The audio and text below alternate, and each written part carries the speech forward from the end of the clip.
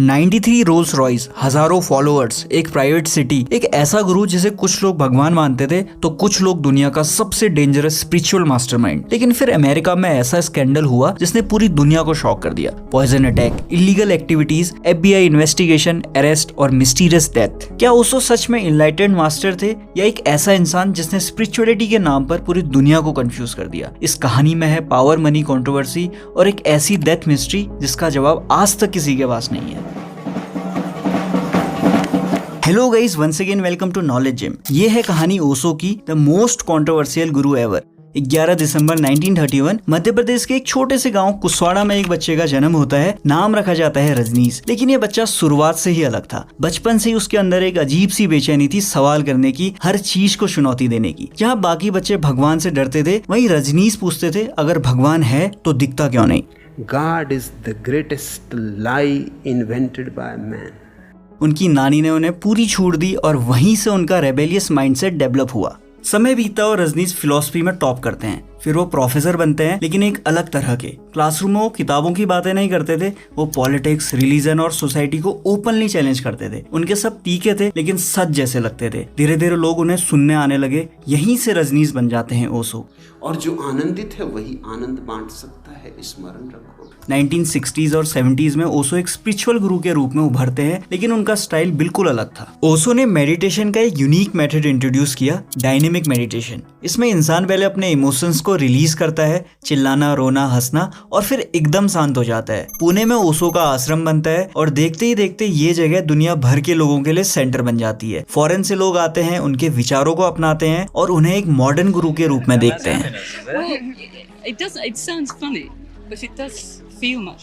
लेकिन जितनी तेजी से उनकी पॉपुलैरिटी बढ़ती है, उतनी ही तेजी से कंट्रोवर्सी भी शुरू हो जाती है। ओशो खुलेआम कहते थे सेक्स कोई पाप नहीं है। उस समय के समाज के लिए ये बात एक झटका थी। लोग उन्हें सेक्स गुरु कहने लगते हैं और यहीं से उनकी छवि दो हिस्से में बढ़ जाती है। एक तरफ उनके फॉलोअर्स उन्हें भगवान मानते थे, वहीं दूसरी तरह के क्रिटिक्स उन्हें खतरनाक बताते थे। संभोग से समाधि की ओर, बस इस किताब ने ओशो को इंडिया का सबसे कंट्रोवर्शियल ऑथर बना दिया। जब सोसाइटी कुछ टॉपिक्स पर बात करने से भी डरती थी, तब Osho openly sex, religion, freedom और स्पिरिचुअलिटी की बात कर रहे थे। आज भी ओशो की बुक्स मिलियन लोग पढ़ते हैं। ओशो ने ट्रेडिशनल बुक्स कभी लिखी ही नहीं। उनकी स्पीचेस और डिस्कोर्सेस को बाद में बुक्स में कन्वर्ट किया गया। शायद इसी वजह से उनकी बुक्स नॉर्मल फिलॉसफी नहीं लगती। ऐसा लगता है जैसे कोई डायरेक्टली तुमसे बात कर रहा हो। जब लोग ओशो के पुणे आश्रम में आते थे, उन्हें लगता था वो स्पिरिचुअलिटी ढूंढने आए हैं। लेकिन सालों बाद कई एक्स मेंबर ने दावा किया उस आश्रम के अंदर सब कुछ उतना पीसफुल नहीं था जितना बाहर से दिखता था। Netflix documentary wild wild country ने पहली बार दुनिया को रजनीश मूवमेंट का डार्क साइड दिखाया। आश्रम की इमेज थी total freedom, free sex, open relationship, no traditional rule. Osho openly कहते थे सेक्स को सप्रेस करना अनहेल्दी है। Let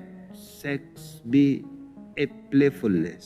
कुछ लोगों को ये लिबरेटिंग लगा, लेकिन क्रिटिक्स ने कहा कि ये स्पिरिचुअल फ्रीडम धीरे धीरे अनकंट्रोल्ड एनवायरनमेंट बन गया। फॉरवर्ड मेंबर्स के अनुसार कम्यून में ड्रग्स का यूज भी कॉमन था। हालांकि ओशो पर्सनली ड्रग सपोर्ट करते थे या नहीं, इस पर आज भी डिबेट है। कुछ एक्स मेंबर और सर्वाइवर अकाउंट्स में चाइल्ड अब्यूज और सेक्सुअल एक्सप्लॉयटेशन के क्लेम किए गए। एब्सोल्यूट फ्रीडम के नाम पर सभी बाउंड्रीज क्रॉस हुई और बच्चों की सेफ्टी इग्नोर हुई। हालांकि इन क्लेम्स पर ओशो ऑर्गेनाइजेशन और कई फॉलोअर्स इन एलिगेशंस को मिसलीडिंग बताते हैं। ओशो की स्टोरी में एक और कैरेक्टर थी जिसने पूरे मूवमेंट की डायरेक्शन बदल दी। नाम था मां आनंद शीला।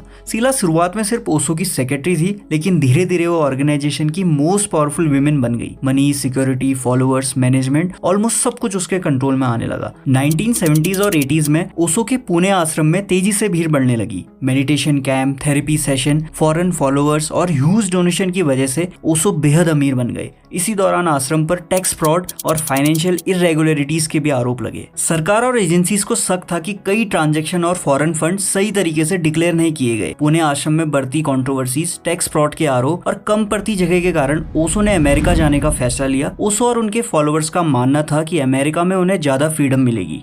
ओशो ने ओरेगन में लगभग 64,000 एकड़ जमीन खरीदी। इस लैंड की एस्टिमेटेड कॉस्ट उस समय करीब $6 मिलियन बताई जाती है। आज के हिसाब से ये अमाउंट 100 करोड़ में बैठती है। यहीं बनाया गया रजनीशपुरम। ये सिर्फ एक आश्रम नहीं था, ये लिटरली एक पूरी प्राइवेट सिटी थी। यहाँ अपना जिप कोड था, अपना post office, police, restaurant, shopping malls और पब्लिक बसेस थी। रजनीशपुरम में एक 1300 मीटर की प्राइवेट एयर स्ट्रिप भी बनाई गई थी, जहाँ प्राइवेट जेट्स और प्लेन लैंड करते थे। यहाँ की पॉपुलेशन लगभग 7,000 थी। सब ऑरेंज या लाल कपड़े पहनते थे और कम्यून के स्ट्रिक्ट रूल्स फॉलो करते थे। बाहर से ये स्पिरिचुअल पैराडाइज लगता था, लेकिन अंदर धीरे धीरे सब कुछ डार्क होता जा रहा था। इस सिटी में open relationship, nude therapy session और पार्टनर स्वैपिंग जैसी चीजें कॉमन बताई जाती थी। फॉर्मर मेंबर के अकॉर्डिंग कम्यून के अंदर ड्रग्स का यूज भी बढ़ने लगा था। इमोशनल अटैचमेंट इतनी स्ट्रांग हो चुकी थी कि लोग अपनी ओल्ड आइडेंटिटी तक भूलने लगे थे। इस पूरे सिस्टम को कंट्रोल कर रही थी माँ आनंद शीला। धीरे धीरे ओशो और माँ आनंद शीला का इन्फ्लुएंस सिर्फ स्पिरिचुअलिटी तक सीमित नहीं रहा। रजनीशपुरम इतना बड़ा हो चुका था कि कम्यून नियर बाय एरिया की पॉलिटिक्स और एडमिनिस्ट्रेशन को इफेक्ट करने लगा। नियर बाय टाउन के लोग ऑलरेडी रजनीश के एम्पायर से डरने लगे थे। उन्हें लगता था कि ओशो फॉलोअर्स धीरे धीरे पूरा एरिया अपने कंट्रोल में लेना चाहते हैं। लोकल अमेरिकन ने कम्यून के खिलाफ प्रोटेस्ट शुरू कर दिए। कल्ट गो होम जैसे स्लोगन लगाए जाने लगे। माँ आनंद शीला चाहती थी कि लोकल इलेक्शन जीतकर पूरा एडमिनिस्ट्रेटिव कंट्रोल मूवमेंट के हाथ में आ जाए, ताकि लॉस, पुलिस और लोकल डिसीजन पर इनका इन्फ्लुएंस बढ़ सके। इसके लिए कम्यून ने बड़ी संख्या में होमलेस लोगों को दूसरे स्टेट से बस में लाकर रजनीशपुरम में बसाना शुरू किया। प्लान ये था कि उन्हें कम्यून में रखकर इलेक्शन में वोट लिए जाएं, लेकिन जल्दी सिचुएशन क्योस में बदल गई।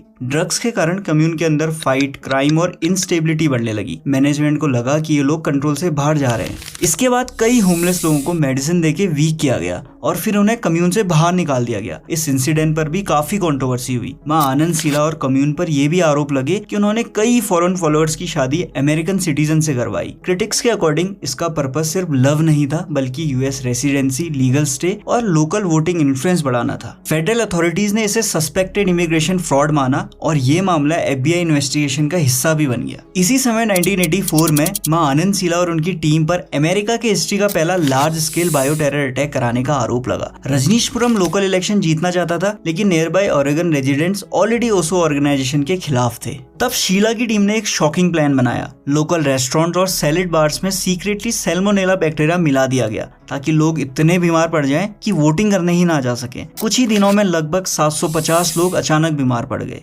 Vomiting, fever, severe stomach pain, पूरा ओरेगन पैनिक मचा गया। शुरुआत में अथॉरिटीज को लगा ये नॉर्मल फूड पॉइजनिंग है, लेकिन FBI इन्वेस्टिगेशन में कम्यून के अंदर बैक्टीरिया सैंपल्स और सीक्रेट लैब एविडेंस मिले। बाद में शीला और उनकी टीम के कई मेंबर्स गिरफ्तार हुए। माँ आनंद शीला के इलेक्शन जीतने के सभी प्लान फेल हो गए और ओशो इलेक्शन नहीं जीत पाए, बल्कि FBI इन्वेस्टिगेशन शुरू हो गई। शीला पर एक और एलिगेशन लगा। दरअसल ओशो के personal doctor George Meredith Osho के काफी क्लोज आते जा रहे थे और डॉक्टर शीला की एक्टिविटीज से काफी अनकंफर्टेबल थे। इसी वजह से डॉक्टर को पॉइजन देके मारने की कोशिश की गई, लेकिन डॉक्टर बच गए। बायो टेरर अटैक एक्सपोज होने के बाद ओशो ने अचानक पब्लिक अपीयरेंस दी और पूरा ब्लेम माँ आनंद शीला पर डाल दिया। She has betrayed herself. She has fallen in her own eyes. Osho ने कहा कि शीला एक क्रिमिनल गैंग चला रही थी। उन्होंने क्लेम किया कि कम्यून के अंदर पॉइजनिंग, स्पाइंग और इलीगल एक्टिविटीज उनसे छुपा कर की जा रही थी। इसके बाद शीला अमेरिका छोड़कर भाग गई, लेकिन बाद में जर्मनी में अरेस्ट कर ली गई। हालांकि क्रिटिक्स आज भी बिलीव नहीं करते कि इतने बड़े क्राइम्स ओशो की नॉलेज के बिना पॉसिबल थे। FBI लगातार कम्यून में इन्वेस्टिगेशन कर रही थी। इसी बीच ओशो अचानक अमेरिका छोड़ने की कोशिश करते हैं, लेकिन प्राइवेट जेट से भागते समय उन्हें नॉर्थ कैरोलिना में अरेस्ट कर लिया गया। ओशो लगभग 12 दिन तक जेल में रहे। बाद में उन्होंने इमिग्रेशन रिलेटेड चार्जेस पर प्ली डील एक्सेप्ट कर ली।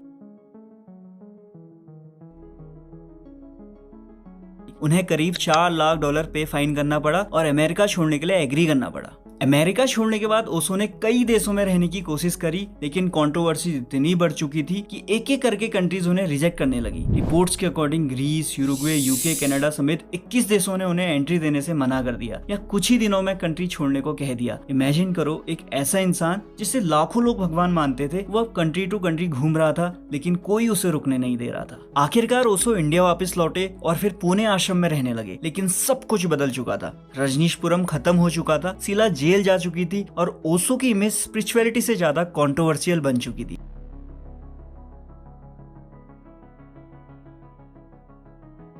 धीरे धीरे उनकी हेल्थ गिरने लगी और फिर 19 जनवरी 1990 में ओशो की डेथ हो गई। ऑफिशियली रीजन बताया गया हार्ट फेलियर, लेकिन कंट्रोवर्सी यहीं शुरू होती है। ओशो और उनके फॉलोअर्स का दावा था कि अमेरिका जेल के दौरान उन्हें स्लो पॉइजन दिया गया। ओशो ने कहा कि उनकी बॉडी में टेलियम जैसे टॉक्सिक सब्सटेंसेस के इफेक्ट थे। कुछ फॉलोअर्स मानते हैं कि यूएस अथॉरिटीज ने उन्हें इंटेंशनली पॉइजन किया। वहीं क्रिटिक्स कहते हैं कि उनकी डेथ का कारण ड्रग ओवर यूज था। लेटर एज में ओशो ड्रग एडिक्ट बन गए थे, लेकिन इसके कंक्रीट एविडेंस नहीं है। गाइस, आज भी दुनिया डिसाइड नहीं कर पाई क्या ओशो एक मिसअंडरस्टूड जीनियस थे जो सोसाइटी से डिकेड्स आगे सोचते थे, या फिर एक ऐसा कल्ट लीडर जिसने स्पिरिचुअलिटी के नाम पर सबको मैनिपुलेट कर दिया। गाइस इस वीडियो में इतना ही, मिलते हैं अगली वीडियो में, तब तक stay healthy and keep growing.